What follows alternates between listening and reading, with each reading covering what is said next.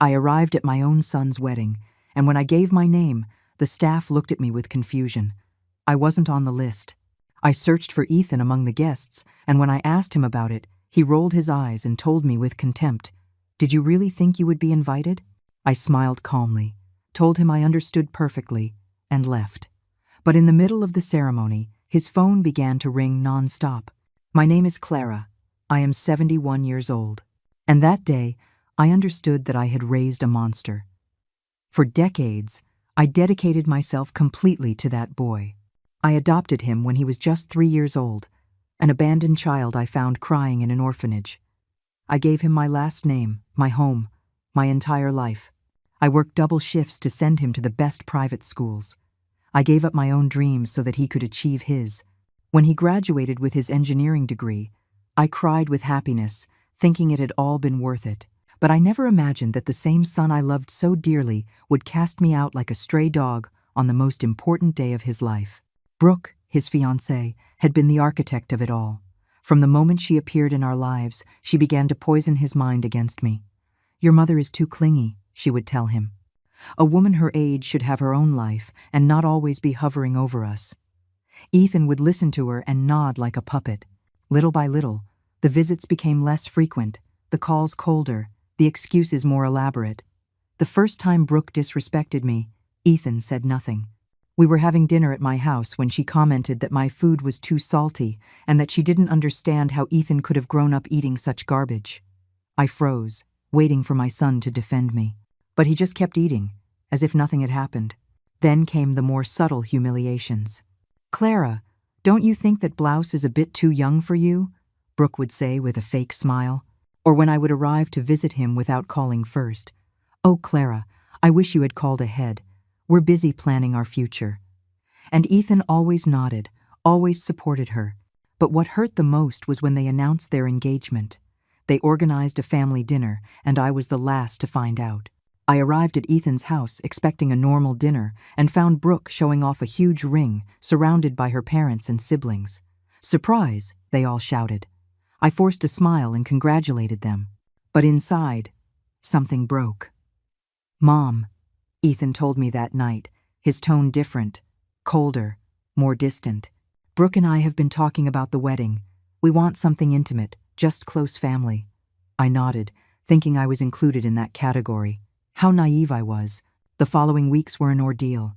Brooke was in charge of the preparations, and every time I asked something about the ceremony, she gave me vague answers. "We're still deciding," she'd say.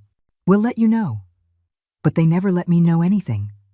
3 days before the wedding, I called Ethan to ask what time I should arrive at the venue. There was a long silence on the other end of the line. "Mom," he finally said, "Brooke and I have decided that the wedding will be for only the closest family." I felt as if I had been stabbed. "But Ethan," I said with a trembling voice, "I am your mother." "I know," he replied, "but Brooke feels that, well, that you don't fit the image we want to project." I didn't fit their image. Those words echoed in my head for days. The woman who had sacrificed everything for him, who had worked to the point of exhaustion to give him a decent life, who had given up love and my own dreams, did not fit their image. But I decided to go anyway. I put on my best dress, the one I had bought thinking of his wedding. I did my hair and took a taxi to the venue. I thought that maybe, upon seeing me there, Ethan would have a change of heart, that he would remember everything we had been through together. All the nights I stayed awake when he was sick, all the sacrifices I made. I couldn't have been more wrong. When I arrived at the venue and gave my name at the reception, the staff checked the list once, twice, 3 times. "I'm sorry, ma'am, but your name isn't on here," the receptionist told me with an uncomfortable smile. "There must be a mistake," I insisted. "I'm Ethan's mother." It was then that I saw him approaching, elegant in his tuxedo, with that smile I knew so well. "Mom, what are you doing here?" he asked me. But his tone wasn't one of surprise, it was one of annoyance. "Ethan, son, I came to your wedding," I told him. "My name isn't on the list, but it must be a mistake." He looked at me with a coldness I had never seen before. "It's not a mistake, Mom. I told you it was for close family only." "But I am your family," I pleaded. "I am your mother." Ethan sighed and rolled his eyes. Did you really think you were going to be invited after everything you've done? Those words hit me like a punch. Everything I've done? Ethan, I gave you everything. Exactly, he said with contempt. Always giving, always smothering, always meddling in my life. Brooke is right. You never knew your place. At that moment, Brooke arrived, radiant in her wedding dress. And when she saw me, her smile froze. What is she doing here? She asked Ethan, as if I were invisible. She's just leaving, he replied without looking at me. Right, Mom? I could have started crying, I could have pleaded, I could have made a scene. But instead, I smiled. A calm, serene smile that unsettled them both. I understand perfectly, I told them. Have a beautiful wedding. And I left. But as I walked towards the exit, I took out my phone and dialed a number. Samuel? I said when he answered. I think it's time to execute the plan we discussed. Ever. Samuel had been my lawyer for over 20 years, the only one who knew all my secrets. Are you sure, Clara? He asked me with a worried voice. Once we do this, there's no going back. Completely sure, I replied as I got into the taxi. Ethan just showed me that I am worthless to him. It's time for him to learn what he's really going to lose. As the taxi drove away from the venue, my phone began to vibrate with messages. But they weren't from Ethan asking where I was or apologizing for what had happened. They were from Brooke, furious that I had shown up at her wedding. How dare you show up without an invitation? You have no dignity, one of her messages read. Ethan is upset with you. I hope you're happy for ruining our special day. Ruining their special day.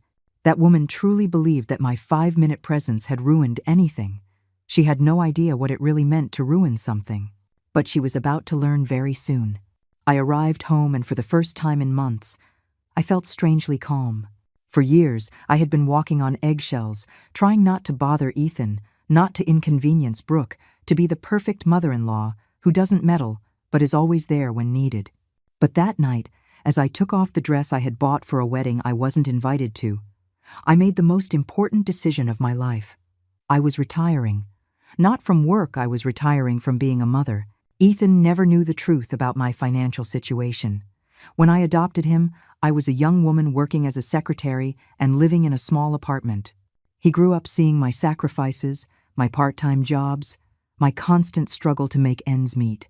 What I never told him was that during all those years, my father, who had moved to Europe in the 50s, had been wisely investing the money he earned from his import-export business. When my father died 10 years ago, he left me a considerable inheritance.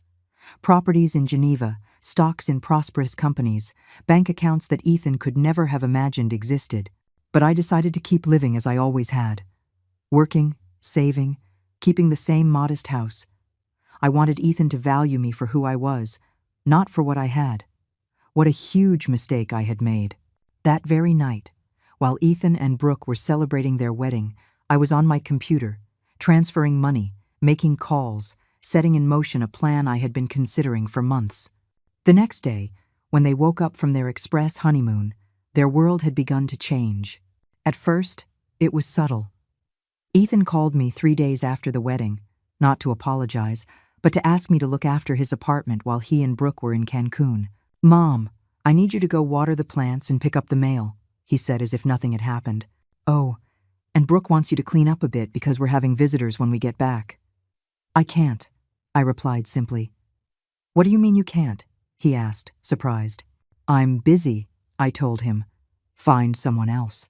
And I hung up. An hour later, Brooke was screaming at me over the phone. What's wrong with you, Clara? Are you crazy? It's the least you can do after the scene you made at our wedding. I didn't make a scene, I responded calmly. I just went to congratulate my son. Your son doesn't want you there, she yelled. Get it through your head, you are a burden to him. A burden. After everything I had done, after all the sacrifices, I was a burden. You're right, Brooke, I told her. I am a burden. That's why I've decided to free him from that burden forever. What do you mean by that? She asked, her voice changing tone. I mean I'm retiring. Ethan no longer has a mother. I hung up the phone and turned it off. It was time to start my new life. The next day, I hired a moving company and packed my most important things. The rest I donated to charity. I sold my modest house in the neighborhood where I had raised Ethan and moved into a 5-star hotel in the city center. Not because I couldn't buy another house, but because I wanted time to decide exactly what I was going to do with the rest of my life. Samuel visited me at the hotel that first week. "Clara, are you sure you want to do this?" he asked as he reviewed the papers I had given him. "I've been sure since the moment Ethan looked at me with contempt at the door of that venue," I replied. "That boy thinks I'm a poor, pathetic old woman who depends on him. It's time for him to know the truth." The papers Samuel held in his hands were property transfer documents, bank statements, and something Ethan had never seen: the deed to the house he lived in. The house he thought he had bought with his mortgage was actually purchased by me. I had paid the down payment. I had co-signed the loan. I had been silently paying the mortgage for years so he could maintain his standard of living. But that wasn't all. The company where Ethan worked as an engineer also had a secret. The owner, Mr. Harrison, was a business partner of my father's from Europe. When Ethan graduated, I had spoken to Mr. Harrison to give my son a chance. Not only did he get him the job, but for years he had been receiving reports on his performance. Ethan was a mediocre employee who had kept his job more because of my influence than his talent.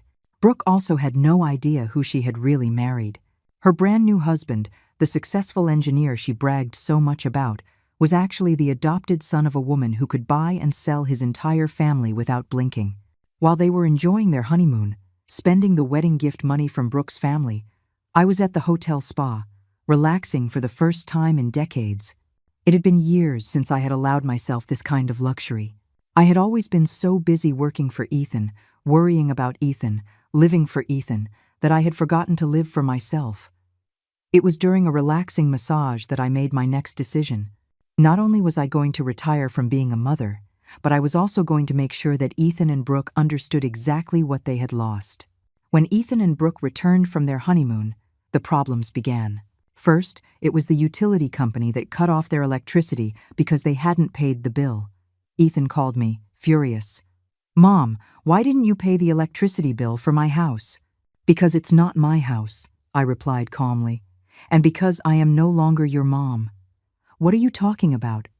"Of course, you're my mom." "No," I said. "Mothers are invited to their sons' weddings. I was not invited, therefore I am not your mother." Ethan was silent for a moment. "Mom, don't be ridiculous. It was just a wedding." "Exactly," I replied. "Just a wedding, the most important wedding of your life, and you decided I had no place in it. Now you live with the consequences of that decision." "But you've always paid my utilities," he shouted. "It's your obligation." "My obligation?" I repeated, feeling the anger rise in my chest. "Ethan, for 28 years I fulfilled obligations that were not mine. That's over." I hung up and dialed Mr. Harrison's number. "Good morning, Mr. Harrison," I said. "It's Clara. I think it's time we talked about Ethan." "Ah, Clara," Mr. Harrison sighed. "I figured you'd be calling soon. I heard about what happened at the wedding. That boy has no idea what you've done for him all these years." "That's exactly why I'm calling," I said. "I want you to see who Ethan really is as an employee, without my influence." Mr. Harrison was quiet for a moment. "Clara, if I withdraw my protection, Ethan is going to have serious problems in the company. His work is mediocre, he's constantly late, and several clients have complained about his attitude." "Then handle the situation as it should be handled," I replied. "I will no longer intercede for him." Meanwhile, Brooke had begun to notice other changes. The credit card she used for her shopping sprees for clothes and beauty products had been canceled. It was a card I had taken out years ago and had been paying silently so that Ethan could keep his girlfriend and later wife happy. When Brooke tried to use it at her favorite boutique, the saleswoman told her the card had been reported as canceled for non-payment. "Ethan," Brooke screamed that night, "your mother canceled my credit card. Call her right now and tell her to reactivate it." Ethan called me in a rage. "Mom, how can you be so petty? Brooke needs that card." "Brooke can get her own card," I replied, "or you can get one for her with your credit." "Oh, wait, you don't have any credit, because you've never paid for anything yourself. You're a bitter old woman," he yelled at me. "That's why nobody loves you." His words hurt, but this time I didn't stay silent. "Ethan," I said in a firm voice, "for 28 years I swallowed my pride so you could have everything you wanted. I humbled myself, worked to exhaustion, and gave up my own happiness. And when the most important moment of your life came, you treated me like trash. Now you're going to learn what it means to stand on your own 2 feet." I hung up and turned off my phone. It was time for the next step. The next day, I visited Ethan at his work. I arrived in a luxury car service, dressed in an elegant suit I had bought that morning. When I entered the office, everyone stared at me. Ethan came out of his cubicle with a surprised look on his face. "Mom, what are you doing here?" "I came to talk to you," I said. "Can we speak in private?" We went to the conference room, and I closed the door. "Ethan," I said, "I want you to know something. For all these years, Mr. Harrison has been very patient with you because he respects me, but that patience has run out." "What are you talking about?" he asked nervously. "I'm talking about the fact that Mr. Harrison knows you're late, that your work is mediocre, that several clients have complained about you. The only thing that has kept you in this job has been my influence." Ethan turned pale. "That's not true." "Isn't it?" I took out my phone and dialed Mr. Harrison's number. "Mr. Harrison, could you please come to the conference room? My son has some questions about his job performance." 5 minutes later, Mr. Harrison entered the room with a folder in his hands. "Good morning, Ethan," he said in a serious voice. "Your mother asked me to show you this." He opened the folder and took out several documents. "These are the reports from your supervisors for the last 3 years.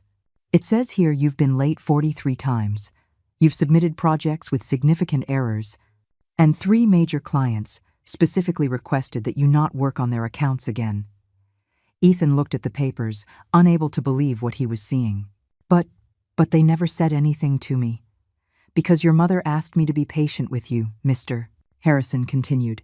"She has been quietly paying for your mistakes, apologizing to clients, even financially compensating the company for the losses you've caused." "That's a lie," Ethan whispered. "It's not a lie," I told him.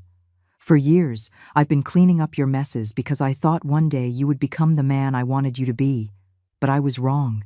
You are already the man you were going to be, one who treats his mother like trash." Mr. Harrison closed the folder. "Ethan, as a personal favor to your mother, I'm going to give you 2 weeks to find another job.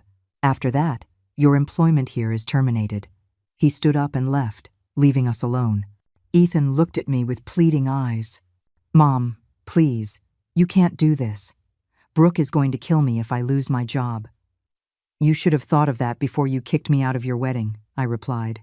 "Now you're going to learn what it means to lose what you value most." I stood up to leave, but Ethan grabbed my arm. "Wait, you can't do this. I'm your son." "No," I said, pulling my arm away. "My son would have defended his mother when his wife insulted her. My son would have invited me to his wedding. My son would have treated me with respect." "You are not my son, Ethan. You are a stranger living in a house I paid for, with a job I got for him, married to a woman who despises him as much as he despises me." I walked out of the office, and for the first time in years, I felt completely free. That night, Ethan arrived home completely shattered. Brooke was waiting for him with a glass of wine in her hand, ready to hear about his day. But when she saw his face, she knew something was wrong. "What's wrong with you?" she asked. "You look like you've seen a ghost." "Worse," Ethan replied, slumping onto the couch. "I saw my mother turn into my worst nightmare." He told her everything that had happened at the office. The performance reports, the threat of being fired, the revelation that Clara had been paying for his mistakes for years. Brooke listened with growing horror. "Are you telling me your mother has been controlling your job this whole time?" "It wasn't control," Ethan mumbled. "It was protection." "It was manipulation," Brooke shouted. "That woman is a psychopath. First, she ruins our wedding, and now she wants to ruin your career." But for the first time, Ethan wasn't so sure his mother was the villain of the story. His entire life, Clara had been there, solving his problems, paying his bills, opening doors he thought he had opened himself. And he had kicked her out of his wedding as if she were an intruder. "Brooke," he said slowly, "maybe we should apologize to her." "Apologize?" Brooke jumped to her feet. "Ethan, that woman is blackmailing you. She's manipulating you to make you feel guilty. It's not blackmail, Ethan replied. It's a consequence. I told her she didn't fit our image, and now she's showing us that we're the ones who don't fit in hers. Brooke couldn't believe what she was hearing. I can't believe you're defending her after what she did to you today. What she did to me? Ethan looked at her with tired eyes. Brooke, what she did was open my eyes. For years, I've been living a lie, believing I was successful on my own merit, when in reality, I was successful because of her sacrifice. That conversation was the beginning of the end for many things. Brooke could not accept that her successful husband was actually a mediocre man, supported by his mother-in-law. She had bragged for months about Ethan's job, his abilities, his bright future. What was she going to tell her friends now? That she had married a failure. Meanwhile, I was in my hotel suite, having room service for dinner and watching the news. My phone had been ringing all afternoon, but I kept it on silent. I knew it was Ethan and Brooke, probably desperate, probably furious, probably pleading, but I had learned something important. When someone shows you who they really are, you should believe them. The next morning, Samuel came to visit me with more papers. Clara, he said, I have the transfers ready. Are you sure you want to do this? In my hands, I held the documents to transfer the ownership of Ethan's house to my name, cancel all the automatic payments I had been making for him, and withdraw my co-signature from all his loans. Completely sure, I replied. That boy wants independence. Well, he's going to get complete independence. I signed all the papers, and Samuel left to process the transfers. In 24 hours, Ethan was going to discover that the house he lived in was no longer his, that his credit cards had been canceled, and that he had to start paying a rent he couldn't afford with the job he was about to lose. But I had a bigger plan. It wasn't enough for Ethan to learn his lesson. I also wanted Brooke to understand who she had messed with. That woman had spent months insulting me, looking down on me, treating me as if I were a bothersome and worthless old woman. It was time for her to learn what my real value was. That afternoon, I dressed in my best suit and took a taxi to the boutique where Brooke worked as a sales associate. It was an expensive store in the most exclusive mall in the city. The kind of place where she felt important because she attended to wealthy women. What Brooke didn't know was that I was wealthier than most of her clients. I entered the store like any other customer and started looking at the clothes. Brooke was helping another woman, but when she saw me, her face changed completely. "What are you doing here?" she asked in a hostile voice. "I came to buy clothes," I answered calmly. "Isn't this your job? To help customers?" The other client looked at us, confused by Brooke's aggressive tone. "Do you know this lady?" she asked. "She's my mother-in-law," Brooke replied with contempt, "one who doesn't know her place." "Oh," I said, smiling. "Then I do know my place. My place is that of a woman with money who wants to spend it. Are you going to help me, or do I need to speak with your manager?" Brooke turned red with rage, but she couldn't make a scene in front of other customers. "What do you want?" she asked through gritted teeth. "I want to see that dress in the window," I said, pointing to the most expensive one in the store. "The $6,000 one." Brooke's eyes widened. $6,000? Are you deaf? Yes, $6,000. Do you think I can't afford it? Brooke went to get the dress, muttering insults under her breath. When she returned, she showed it to me with a look of annoyance. "Here it is," she said, "but I doubt you can afford it." I took out my platinum credit card and handed it to her. "Charge it," I said. "And while you process the payment, I want you to know something." Brooke took the card and walked to the cash register. When she swiped the card, the system not only approved the purchase, but also showed a credit limit that left her speechless. "How?" she started to say. "How can a poor old woman like me have a card like this?" I finished her sentence. "Very easily, Brooke. It turns out I'm not poor. I never was." I took out my phone and showed her the screen of my banking app. Brooke looked at the numbers and turned pale. "This can't be real," she whispered. "Do you see that number?" I asked, pointing to my bank balance. "That's just one of my accounts. I have properties in Geneva, stocks in several companies, and more money than you'll ever earn in your entire life working in this store." Brooke handed me back the card with trembling hands. "Why did you never say anything?" "Because I wanted Ethan to value me for who I am, not for what I have," I replied. But you both showed me that to you, I am worth nothing. So I decided to show you what you're really going to lose. I took my bag with the dress and headed for the exit. But before I left, I turned back to Brooke. Oh, and one more thing. Ethan is going to lose his job next week, and the house you live in is no longer yours. So I hope you have some savings, because you're going to need them. I left the store, leaving Brooke paralyzed behind the counter. That night, Brooke came home trembling with rage and confusion. Ethan was in the living room, drinking a beer and watching television, trying to forget the horrible day he'd had at work. "Ethan!" Brooke shouted from the doorway. "Your mother was at my work today." Ethan turned off the television and turned to face her. "What? What for?" "To humiliate me," Brooke replied, throwing her purse on the floor. "She bought a $6,000 dress just to prove to me that she has money." Ethan frowned. $6,000? "Brooke, my mom is a retired secretary. She doesn't have $6,000 to spend on a dress." "That's what we thought," Brooke shouted. "But she showed me her bank account, Ethan. She has millions. Millions." Ethan fell silent, processing what he had just heard. "That's impossible," he murmured. "I know my mother's financial situation. She's always been a middle-class woman." "She lied to you!" Brooke started pacing back and forth. "For years she made you believe she was poor to manipulate you. She's a sociopath." But Ethan was remembering things he had never questioned before. His mother had always had the exact amount of money for his emergencies. When he had appendicitis in college, she appeared with the money for the private surgery. When he wanted to buy his car, she had the money for the down payment. When he needed a suit for his graduation, she gifted it to him without any trouble. "Brooke," he said slowly, "I don't think my mother ever lied to us about her money. We simply never asked." "What do you mean we never asked?"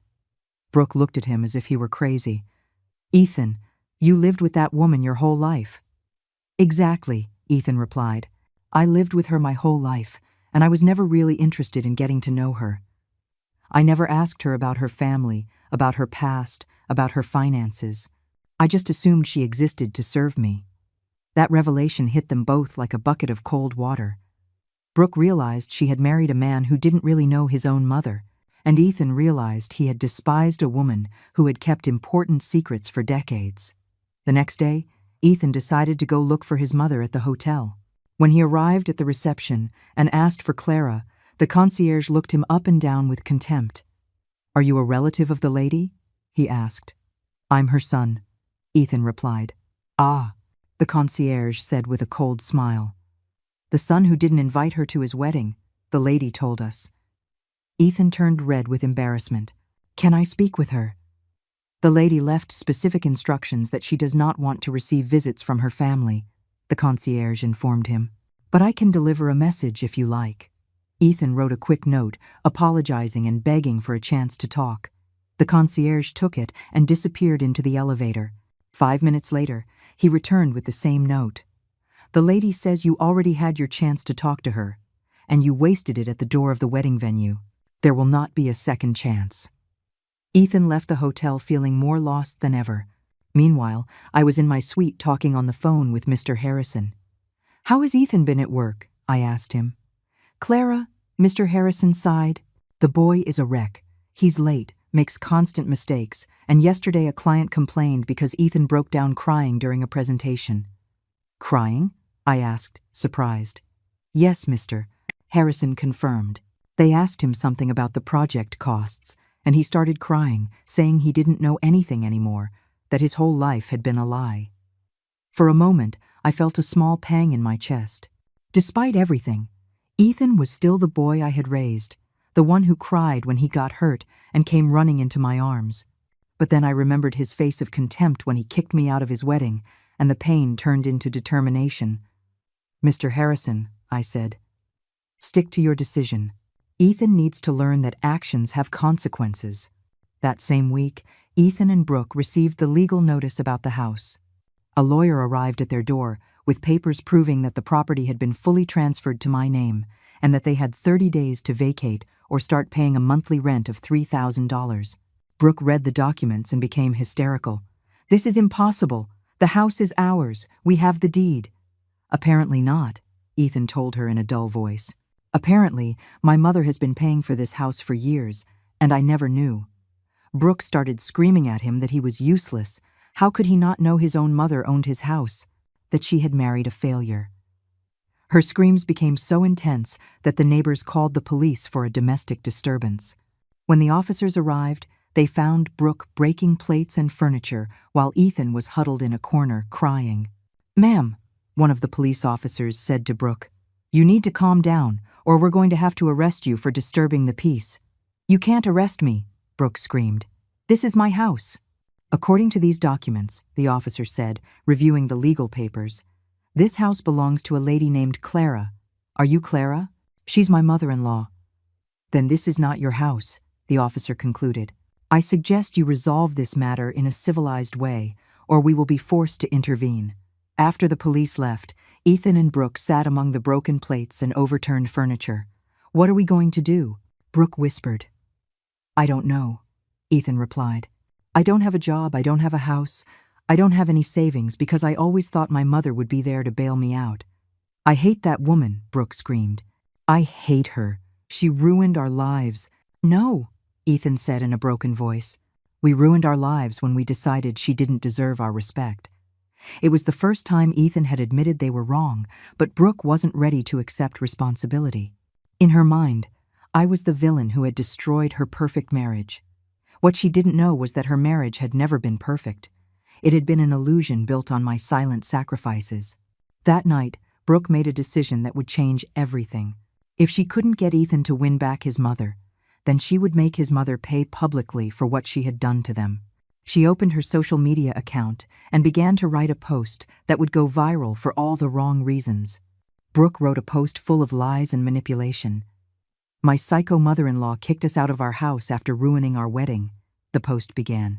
"For years, she pretended to be poor to manipulate my husband, but in reality, she's a millionaire.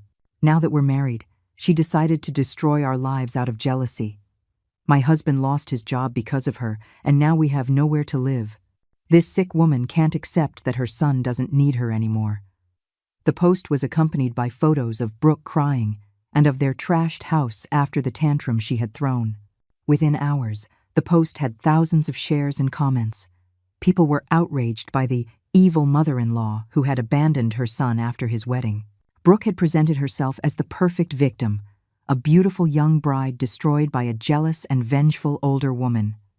The comments were filled with insults towards me and words of support for Brooke. "What a horrible mother-in-law," one person wrote. "She should be ashamed for treating her own son like that," another commented. Brooke read every comment with satisfaction, feeling vindicated by the support of strangers on the internet. She had gotten exactly what she wanted, to make me the public villain of her story. But Brooke made a fatal mistake. In her thirst for revenge, she had tagged my full name in the post, thinking I would be ashamed to see all the insults directed at me. What she didn't know was that by tagging my name, she had caused several people who actually knew me to see the post. The first to contact me was an old colleague. "Clara," she wrote in a private message, "have you seen what your daughter-in-law is saying on social media? She's completely lying about you." I opened social media for the first time in weeks and read Brooke's post. Every word was a distortion of reality. Every accusation was an inversion of the facts. I sat in my hotel suite, reading the hundreds of comments from people insulting me without knowing the truth. Toxic mother-in-law, bitter woman, psychopath, abusive. Each word was like a slap, but curiously, they didn't hurt as much as I thought they would. After everything I had been through with Ethan and Brooke, the insults of strangers seemed insignificant. But what did bother me was that Brooke had gotten exactly what she wanted, to turn me into the monster of her story.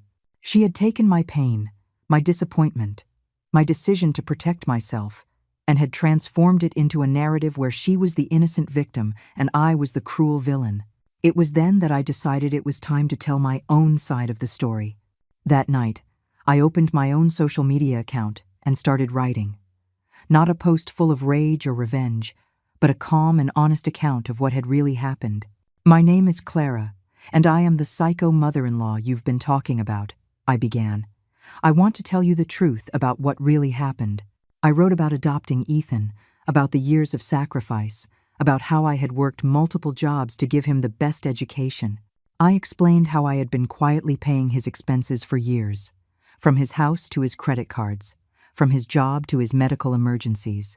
I described Brooke's constant humiliations, Ethan's growing contempt, and finally, the exclusion from his wedding. "I did not kick them out of the house," I wrote. "I am charging them rent for a house that I bought and paid for. I did not make Ethan lose his job. I simply stopped covering for his poor performance. I did not pretend to be poor to manipulate them. I kept my private life private because I wanted them to value me for who I am, not for what I have." But the most powerful part of my post was when I shared the recordings. Over the past few months, I had started recording conversations with Brooke and Ethan. Not out of malice, but for protection. When someone constantly lies to you about what you said or did, recordings become your only defense. I had recorded Brooke insulting me. I had recorded Ethan telling me I didn't fit their image. I had recorded the phone call where Brooke screamed at me that I was a burden. I uploaded snippets of those recordings along with my post. The reaction was immediate and explosive. Within minutes, the comments began to change. "Oh my God, that daughter-in-law is horrible," someone wrote. "How can a son treat his mother like that?" another commented. "This lady is a saint for putting up with so much," a third said. But I wasn't finished. Over the next few days, I posted more evidence. Photos of receipts for everything I had paid for Ethan over the years. Copies of bank statements showing the constant money transfers. Documents proving that I had been the one to co-sign all his loans. Screenshots of messages where Brooke insulted me and treated me with contempt. With each post, the narrative shifted more. People began to share my posts with comments like, "This is what happens when you don't value your mother," and "What an important lesson about the consequences of our actions." But the post that really changed everything was when I told the full story of Ethan's adoption. 28 years ago, I wrote, I adopted a 3-year-old boy who had been abandoned by his biological mother. He was a sad, scared child who needed love. I gave him that love unconditionally for decades. But unconditional love does not mean one must allow themselves to be treated without respect. Sometimes, the most important lesson you can teach someone is that actions have consequences. That post went viral on its own. Thousands of people shared it, commented on it, saved it. Mothers all over the world identified with my story. Adult children began to reflect on how they treated their own mothers. The conversation had completely changed. Brooke watched her narrative crumble in real time. The comments on her original post were now filled with people criticizing her for lying and manipulating the story. "How could you lie like that about a woman who sacrificed everything for you?" they wrote. "You should be ashamed," others told her. Desperate, Brooke did a live stream to defend herself from my attacks. But it was the worst mistake she could have made. Brooke started her live stream with tears in her eyes and a trembling voice. "Hello everyone," she said. "I know many of you have seen my mother-in-law's posts, and I want to clear things up. That woman is lying about everything." There were only about 50 people watching at first, but the number started to grow rapidly as people shared the link. "Clara is not the victim she pretends to be," Brooke continued. "She is a manipulative and controlling woman who ruined our marriage because she can't accept that Ethan doesn't need her anymore." The live comments started pouring in, but they weren't what Brooke expected. "Where's the proof of what you're saying?" someone wrote. "Clara's recordings sound very clear," another commented. "Why don't you show evidence like she did?" Brooke got nervous seeing that the comments were not supporting her as she had hoped. "She manipulated those recordings," Brooke shouted. "She edited them to make me look bad." But as she was saying this, I was watching her broadcast from my hotel suite and decided it was time to make my appearance. I started my own live stream and wrote in Brooke's comments, "Hello, Brooke, it's Clara. Do you mind if I join the conversation?" The comments exploded. "She's here. This is going to be good. We'll finally hear both sides." Brooke turned pale when she saw my comment. "No," she said with a trembling voice. "I'm not going to give her a platform to continue lying about me." But the comments were now demanding that I be allowed to speak. "Coward," they wrote. "If you're telling the truth, you shouldn't be afraid. Let her speak." "Fine," Brooke finally said. "Let her join. That way, everyone can see what kind of person she really island." I accepted her invitation and appeared on the screen next to her. The contrast was stark. I was calm, well-dressed, in an elegant suite, while Brooke looked disheveled and desperate in a messy house. "Hello, Brooke," I said in a serene voice. "Thank you for allowing me to clear things up." "Go ahead," she responded hostilely. "Lie all you want. People already know the truth about you." "The truth," I said, "is that you have been insulting me for months, and I have the recordings to prove it. Would you like me to play them here, live, for everyone to hear?" Brooke turned red. "Those recordings are illegal." "No," I replied calmly. "In this country, it is legal to record conversations when you are a part of them, especially when you feel you are being harassed or threatened." The comments were filled with people asking me to play the recordings. "Play them. We want to hear. The truth comes to light." I played the audio where Brooke screamed at me that I was a burden to Ethan, where she told me I had no dignity, where she insulted me for showing up at her wedding. The audio was clear and devastating. Brooke's voice filled with hatred and contempt, saying things no daughter-in-law should ever say to her husband's mother. When the recording finished, Brooke was crying. That was out of context," she whispered. "Out of context?" I asked. "In what context is it okay to tell a 71-year-old woman that she is a burden and has no dignity?" "You provoked us," Brooke yelled. "You were always meddling in our marriage." "Brooke," I said, maintaining my calm, "can you give me one specific example of how I meddled in your marriage?" Brooke opened her mouth, but no sound came out. She realized she couldn't give an example because one didn't exist. "The only times I interacted with you," I continued, "was when Ethan asked me for help with something, or when you invited me to dinner. I never showed up uninvited. I never gave unsolicited advice. I never criticized your relationship. My only mistake was existing." The comments were now completely on my side. "Brooke looks like a liar," someone wrote. "This lady is so dignified," another commented. "How could they treat their mother like that?" The number of viewers had reached over 10,000 people. "But you blackmailed us," Brooke said desperately. "You took away our house and Ethan's job to force us to apologize to you." "Brooke," I replied, "I didn't take anything from you. I simply stopped paying for you. The house was mine from the beginning. Ethan's job was secured through my influence. The credit cards were paid by me. You never had anything of your own." I took out the documents and showed them to the camera. "These are the original deeds to the house," I said. "As you can see, it was always in my name. These are the bank statements showing that I've been paying the mortgage for 5 years. These are the receipts for all the credit cards I've paid for Ethan." Brooke had no more arguments. But we were family," she said in a broken voice. "Family?" I repeated. "Families invite each other to weddings, Brooke. Families treat each other with respect. You showed me that to you. I was not family. I was an unpaid employee." "Ethan," I said, addressing the camera because I knew he would be watching. "For 28 years, I was your mother. I changed your diapers when you were a baby. I took you to the doctor when you were sick. I worked extra hours to pay for your college. I defended you when you got into trouble. But when the time came for you to defend me, you chose to humiliate me. That choice has consequences." Brooke tried to interrupt, but I cut her off. "I'm not finished," I told her. "Brooke, you chose to see me as a threat instead of an ally. You chose to insult me instead of respecting me. You chose to lie about me on social media instead of accepting responsibility for your actions. Now you will live with the consequences of those choices." The comments were exploding with support for me. What a strong woman. Brooke should be ashamed. Poetic justice. The number of viewers had reached 15,000 and was still growing. "Do you know what the saddest part of all this is?" I asked Brooke. "That I really wanted to love you. When Ethan told me he had a girlfriend, I was thrilled.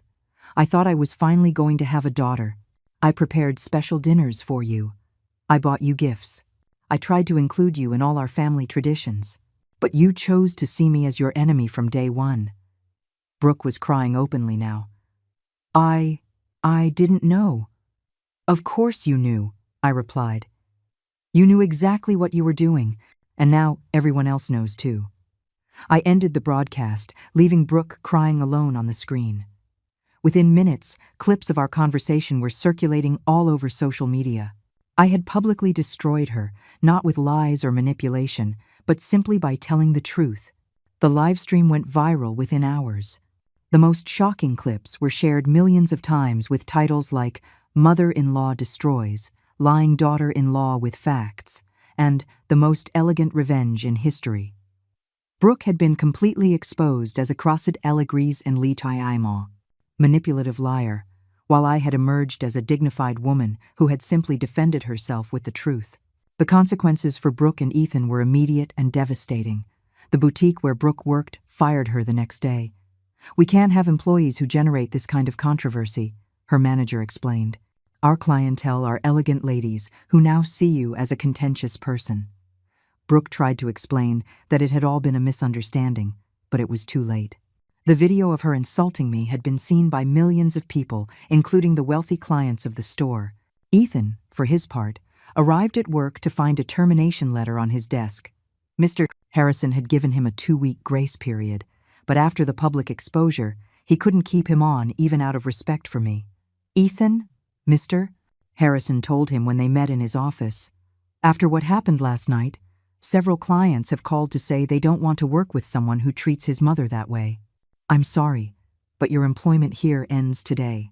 But social media wasn't done with them. Users began to investigate more about their lives, discovering inconsistencies in the stories Brooke had told. Someone found old posts where Brooke bragged about the expensive gifts Ethan gave her, gifts they now knew I had paid for. Others discovered that the couple had been living a lifestyle far beyond their actual means. The hashtag #Team Clara started trending worldwide. Women of all ages shared their own stories about ungrateful children or problematic daughters-in-law, mothers who had been excluded from weddings, mothers-in-law who had been treated with contempt, women who had sacrificed everything for their families only to be abandoned when they were no longer useful. My story had struck a very sensitive chord with millions of people. Meanwhile, I was in my hotel suite, watching everything unfold with a mixture of satisfaction and sadness. I had gotten justice, I had cleared my name, I had made my point, but I had also lost my son forever. The relationship between Ethan and me was broken in a way that could probably never be repaired. Samuel came to visit me that afternoon with more legal papers. "Clara," he said, "Ethan and Brooke have been trying to contact me. They want to negotiate." "Negotiate what?" I asked. "They want you to give them back the house and drop the legal claims you have against them for defamation. In return, they promise to apologize publicly and stay out of your life forever." I laughed bitterly. "They want to negotiate now? After calling me a psychopath and a liar in front of millions of people?" "They're desperate," Samuel explained. "They have no job, no house, no money. Brooke is receiving death threats on social media, and Ethan is having panic attacks." "Panic attacks?" I asked, feeling a pang of concern despite everything. "Yes," Samuel confirmed. "Apparently, he can't leave the house without people recognizing him and confronting him about how he treated you. Yesterday, an elderly lady slapped him in the supermarket, shouting that he was a disgrace as a son. For a moment, I felt something akin to compassion. After all, Ethan was still the boy I had raised, the one I had comforted during nightmares, and celebrated his first steps. But then I remembered his disgusted face when he kicked me out of his wedding, and the compassion vanished. "Consequences of their actions," I murmured. "They chose this path." "What do you want me to tell them?" Samuel asked. "Tell them the house is mine and will remain mine. If they want to continue living there, they can pay the full rent of $3,000 a month. If they can't afford it, they have to move out. As for the defamation lawsuits, those will proceed until I receive a full public apology and compensation for the damage to my reputation." Samuel left, and I was alone with my thoughts. The truth was, I no longer needed the rent money or the legal compensation. I had more money than I could spend in several lifetimes. But I needed Ethan and Brooke to understand that actions have a price, that you can't treat people like trash and expect no consequences. That night, Ethan finally managed to get through to me. He had gotten my hotel number and had called repeatedly until I agreed to answer. "Mom," he said in a broken voice, "please, we have to talk." "We already talked," I replied, "at the door of the wedding venue. You told me I didn't fit your image. Mom, please, I was confused. Brooke had filled my head with crazy ideas. Ethan, I interrupted him. Brooke didn't put a gun to your head to make you kick me out of your wedding. That decision was yours. Brooke didn't force you to treat me with contempt for months. Those were your decisions. But I didn't know you had money, he said desperately. If I had known, I would never have treated you like that. Those words were like a stab to the heart. Do you hear what you're saying, Ethan? You're telling me you would have treated me better if you had known I had money. What about treating me well because I'm your mother? What about respecting me because I sacrificed my life for you? Ethan fell silent, finally understanding the magnitude of what he had revealed. I didn't mean that. Yes, you did, I replied. And that is exactly why our relationship is over. Because for you, my value as a person was determined by what I could do for you, not by who I am. What do I have to do for you to forgive me? He asked, crying. Nothing, I answered sadly. There is nothing you can do, Ethan, because forgiveness is given to people who make mistakes, not to those who reveal their true character. You showed me who you really are when you thought you were safe to despise me. Now you have to live with being that person. I hung up the phone and, for the first time since this whole situation began, I cried, not for the loss of money, or the house, or status, but for the loss of the son I thought I had raised, who had never really existed. 6 months later, my life had completely changed. I had moved into a beautiful apartment in Geneva, near the properties I had inherited from my father. Europe welcomed me with open arms, a continent where no one knew my viral story, where I could walk the streets without being recognized, where I could start over at 71. Samuel managed my legal affairs from the States. Ethan and Brooke had finally lost the house, unable to pay the $3,000 rent. They had moved into a small apartment in a modest neighborhood, a far cry from the life of fake luxury they had been living. Ethan had found a job as a technician in a small company, earning a fraction of what he used to. Brooke was working in a call center, the only place that would hire her after her reputation was destroyed on social media. The defamation lawsuit had succeeded. The judge had ruled in my favor, ordering Brooke to pay considerable compensation and issue a formal public apology. The apology had been brief and clearly forced, but legally sufficient. I apologized to Clara for the false statements I made about her on social media. I acknowledged that my claims were incorrect and caused damage to her reputation. I deeply regret my behavior. I had donated the compensation money entirely to organizations that helped single mothers and adoptive families. I didn't need their money, but they needed to learn that lying publicly about someone has a real cost. During these months, I had received thousands of messages from women all over the world. Mothers who had been inspired by my story to set boundaries with abusive children. Mothers-in-law who had found the courage to stand up to disrespectful daughters-in-law. Older women who had decided to stop living for others and start living for themselves. One of the letters that had touched me the most was from a woman named Maria, from Colombia. Mrs. Clara, she wrote, your story saved my life. For 15 years, I swallowed the contempt of my son and daughter-in-law, believing it was my duty as a mother to endure everything for love. After seeing your story, I realized that love does not mean allowing abuse. Thank you for teaching me that mothers deserve respect too. I had started writing a book about my experience, not for revenge or to make more money, but because I realized my story had touched on something universal. Millions of women had seen themselves reflected in my experiences, and I thought that maybe my full story could help other people recognize and escape toxic relationships. The book would be called I Retired from Motherhood, and it would be dedicated to all the women who had sacrificed their identity for love and who needed to remember that they deserved to be treated with dignity. Ethan had tried to contact me several times during these months. Letters sent through Samuel, messages through mutual acquaintances. He had even traveled to Geneva once to look for me. But I had remained firm in my decision. I had closed that door forever. The last letter I received from him had been particularly painful. Mom, he wrote, I know I don't deserve your forgiveness, but I want you to know that I realize everything I did wrong. Brooke and I divorced. She could never get over the public humiliation and ended up blaming me for everything. Now I'm alone, and I understand what I lost. I didn't just lose a mother. I lost the only person who truly loved me unconditionally. I know it's too late, but I wanted you to know that I regret every cruel word, every moment of contempt, for kicking you out of my wedding.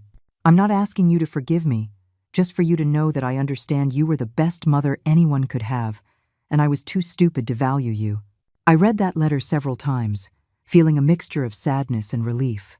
Sadness, because it was clear that Ethan had finally understood the magnitude of what he had lost. But also relief, because his understanding validated my decisions. I hadn't been cruel or vengeful. I had simply defended my dignity and established appropriate consequences for abuse. In my new life in Geneva, I had found a peace I hadn't felt in decades. I had time to read, to travel, to make new friends with people who valued me for who I was. I had started taking painting classes, something I had always wanted to do but never had time for because I was too busy living for Ethan. I had also started volunteering with an organization that helped older women who had been abandoned by their families. My story gave them hope, showed them that it was possible to rebuild a life after family rejection, that self-worth was more valuable than maintaining toxic relationships. One afternoon, while strolling through a park, I reflected on the entire journey I had taken, from adopting a 3-year-old boy to the decision to retire from motherhood at 71.